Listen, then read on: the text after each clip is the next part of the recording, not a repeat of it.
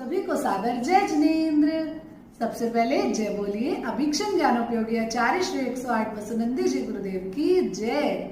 युगल मुनि श्री शिवानंद जी, श्री प्रश्नानंद जी गुरुदेव की जय। जैनम जयतु शासनम विश्व कल्याण कारक।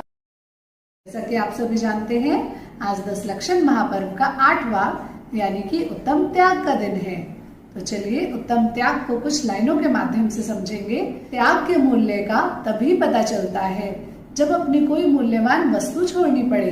जिसने कभी त्याग नहीं किया वह इसका मूल्य क्या जाने। त्याग के बिना कुछ भी पाना संभव नहीं, क्योंकि सांस लेने के लिए भी दोस्तों सांस छोड़नी पड़ती है। तो चलिए उत्तम त्याग धर्म की जय। हम आप सबके लिए इस वीडियो में लेकर आए हैं कुछ नया। तो दर्शकों, आज आपको लिए चलते हैं धर्म यात्रा पर। इस वीडियो के माध्यम से आज हम आपको दर्शन कराएंगे एक ऐसे अतिशय क्षेत्र के, जहां एक मनोहारी मंदिर में विराजमान है 5 फुट पद्मासन के श्री अजितनाथ भगवान जी। यह प्रतिमा कृष्ण पाषाण की बनी हुई है। यह मंदिर विक्रम संवत 1737 ईस्वी में बनवाया गया था। इस मंदिर के निर्माण में भट्टारक श्री जिनेन्द्र भूषण जी का विशेष योगदान रहा है। यह मंदिर प्राचीन वास्तुकला का उत्कृष्ट उदाहरण है। यह मंदिर जमीन से 2 मंजिल ऊपर और 2 मंजिल नीचे बना हुआ है। यही कारण है कि श्री दिगंबर जैन अतिशय क्षेत्र बटेश्वर जी दर्शकों की असीम आस्था और विश्वास के कारण देश भर में विख्यात है। तो चलिए आइए दर्शकों दर्शन करते हैं ऐसे अतिशय क्षेत्र बटेश्वर जी की यात्रा का। इस मंदिर के मूल नायक भगवान अजितनाथ जी अभीक्षण ज्ञानोपयोगी आचार्य श्री वसुनंदी जी गुरुदेव अपने आराध्य मानते हैं। तो आइए सर्वप्रथम आपको दर्शन कराते हैं आचार्य श्री सत्संग का अपने आराध्य की भक्ति करते हुए। वसुनंदी गुरुवर में संतों की सरताज में सब तेरा देखते रूप तेरा चलता भी है रात में। सब तेरा देखते रूप तेरा देखते चलता भी है रात में। वसुनंदी इसके अलावा भारतवर्ष के दिगंबर जैन तीर्थों में यह तीर्थ अपनी कुछ अलग विशेषताओं के लिए भी जाना जाता है। तो चलिए अब पहले उत्तम तप के दिन आई यानी कल की प्रतियोगिता के प्रश्न उत्तर डिस्कस कर लेते हैं। उसके बाद अपने वीडियो को कंटिन्यू करेंगे। पहला प्रश्न था, उज्जैन नगरी के राजा कौन थे? इसका आंसर है प्रद्युम्न। दूसरा क्वेश्चन था, तप का अर्थ क्या बताया है? इसका आंसर है तप त्याग व तपस्या। तीसरा क्वेश्चन था, किनकी बेटी पनघट पर पानी भरने आई थी? इसका आंसर है जिनपाल। चौथा प्रश्न था, पुत्र का नाम वृषभसेन क्यों रखा गया था? इसका उत्तर है क्योंकि महाराज ने स्वप्न में पिछली रात को बैल देखा था। पांचवा प्रश्न था, उज्जैन का राज्य संभालने के लिए किसे देकर पिता पुत्र वन को चले गए? इसका आंसर है भतीजे को। छठा प्रश्न था, कौन सी नगरी के पास वृषभसेन एक पहाड़ पर जाकर ठहरे? इसका आंसर है कौशाम्बी।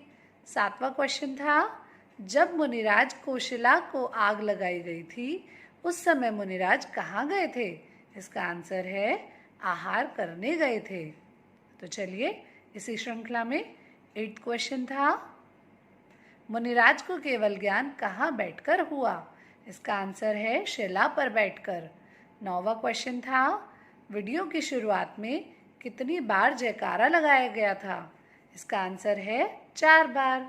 10वां क्वेश्चन था, राजा जी का विवाह किसके साथ हुआ था? इसका आंसर है जिनदत्ता। तो चलिए अब अपने आगे के वीडियो को कंटिन्यू करते हैं। अजितनाथ भगवान की प्रतिष्ठा परिमाल राज्य के आलाउदल के पिता श्री जवाहर जी ने करवाई थी। आगरा से लगभग 70 किलोमीटर दूर यमुना नदी के सुरम्य तट पर बसा है यह तीर्थ। कहते हैं इस तीर्थ का उद्भव जब शौर्यपुर आम जनमानस की नजरों से कटने लगा और वहां पर जंगल हो गए तो भट्टारक जिनेन्द्र भूषण जी की दूरदर्शिता के कारण हुआ।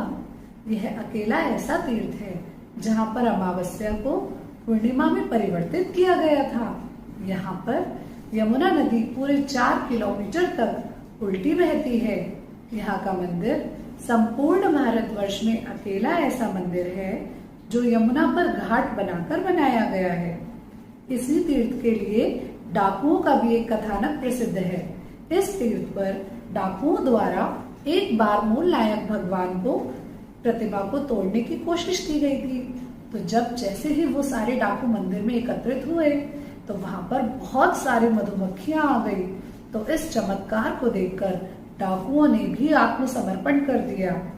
तो देखिए कैसा है हमारे अचितनाथ भगवान का आतिशय। इस क्षेत्र के संबंध में एक किंवदंती जुड़ी हुई है। एक बार की बात है, एक बार भदावर नरेश ने जिनेंद्र भूषण जी से तिथि पूछी तो वह भूल से अमावस्या को पूर्णिमा बता बैठे। तब परंतु जब बाद में अपनी उन्हें भूल का एहसास हुआ तो उन्होंने सोचा कि अब इसको सत्य कैसे सिद्ध किया जाए। तो उन्होंने अपनी इस भूल को सत्य सिद्ध करने के लिए मंत्रों की शक्ति से एक कांसे की थाली को आसमान में बहुत ऊंचाई पर लगा दिया और वह थाली इतनी ऊंचाई पर लगाई गई कि 12 कोस दूर तक वह चंद्रमा के समान प्रतीत होती थी। परंतु जब नरेश के मुंह लगे ब्राह्मणों को इस बात का पता चला तो उन्होंने सोचा कि यह बात नरेश को बताई जाए जिससे उनका तो वर्चस्व बन जाए। पर और क्रोधित होकर नरेश उनको दंड दे और भट्टारक जी को मृत्यु दंड भी दे दे। उनको यह प्रतीत हुआ। परंतु जब नरेश को सारी बातों का पता चला तो अपितु इसके विपरीत वह तो बहुत ही अधिक प्रसन्न हो गए और उन्होंने भट्टारक जी को अपने पास बुलाकर कहा कि आप जो मांगना चाहते हैं आप मुझसे मांग सकते हैं। तो काफी सोच विचार के बाद भट्टारक जी ने सोचा कि बटेश्वर जी में एक मंदिर बनवाना चाहता हूँ। तब स्वतः ही नरेश ने उन्हें यह आज्ञा प्रदान कर दी। परंतु उन ब्राह्मणों द्वारा फिर से विघ्न डाल दिया गया। उन्होंने अब नरेश को फिर समझा दिया कि ये मंदिर ऐसे नहीं बनना चाहिए। इसके लिए उन्होंने बोला कि यह मंदिर की आज्ञा आप यमुना की धार के बीच में बनवाने के लिए दीजिए। तो फिर नरेश द्वारा यह प्रमाण भी जारी कर दिया गया। परंतु भट्टारक जी द्वारा उनका यह प्रमाण ज्यों का त्यों ही स्वीकार कर लिया गया और उन्होंने स्वयं यमुना की धार के बीच में खड़े होकर मंदिर का निर्माण करवाया। किंतु अपितु अब तो यमुना मंदिर से कुछ दूर हट गई है, किंतु कहा जाता है कि वर्षा ऋतु में अब भी यमुना अजितनाथ भगवान जी के चरण स्पर्श करने जरूर आती है। धन्य है भगवान और भगवान की महिमा। देखिए वहाँ के अजितनाथ भगवान की मनोहारी प्रतिमा के दर्शन करके हर भक्त का मन मोह लिया जाता है। तो देखिए ऐसी है भगवान की महिमा।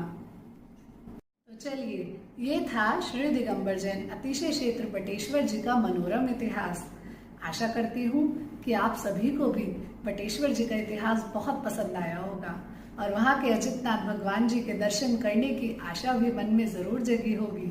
तो चलिए अपने कमेंट्स के माध्यम से बताइएगा कि हमारी आपको वीडियो कैसी लगी और हमारे चैनल को लाइक, सब्सक्राइब और कमेंट करना बिल्कुल ना भूलें और सब्सक्राइब तो जरूर कीजिएगा जिससे हमारे चैनल पर आने वाली सारी अपडेट्स आपको मिल सकें। तो चलिए अब आपने इतिहास तो सुन लिया, अब बारी है आपके टेस्ट की।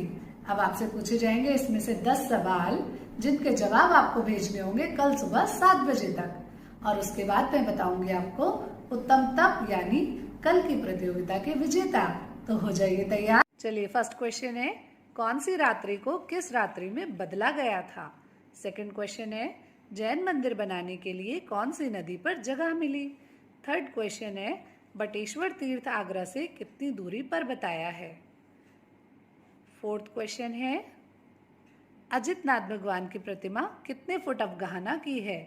फिफ्थ क्वेश्चन है, भगवान अजितनाथ जी की प्रतिष्ठा किन्होंने करवाई थी। सिक्स्थ क्वेश्चन है, कांसे की थाली कितनी दूरी तक चमक रही थी। सेवेंथ क्वेश्चन है, मंदिर बनवाने की आज्ञा में किसने बाधा डाली। एट्थ क्वेश्चन है, ये मंदिर कौन सी विक्रम संवत को बनाया गया था। नाइन्थ क्वेश्चन है, अजित नाथ भगवान की प्रतिमा कहाँ से लाई गई थी? 10th और लास्ट क्वेश्चन है, बटेश्वर तीर्थ पर कितने किलोमीटर तक नदी उल्टी बहती थी? चलिए, ये तो रहा आज का टेस्ट और अब इंतज़ार की घड़ियां समाप्त होने जा रही हैं क्योंकि अब बारी है आज के विनर अनाउंस करने की।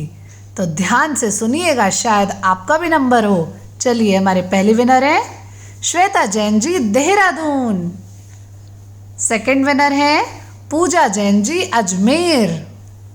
थर्ड विनर है सविता जैन जी, दिल्ली। फोर्थ विनर है श्वेता जैन जी, सागर। फिफ्थ विनर है गरिमा जैन जी, दिल्ली। आप सभी विजेताओं को आचार्य गुरुवर और युगल मुनिराज का बहुत बहुत मंगलमय आशीर्वाद और श्रीवाणी टीम की ओर से बहुत बहुत बधाई।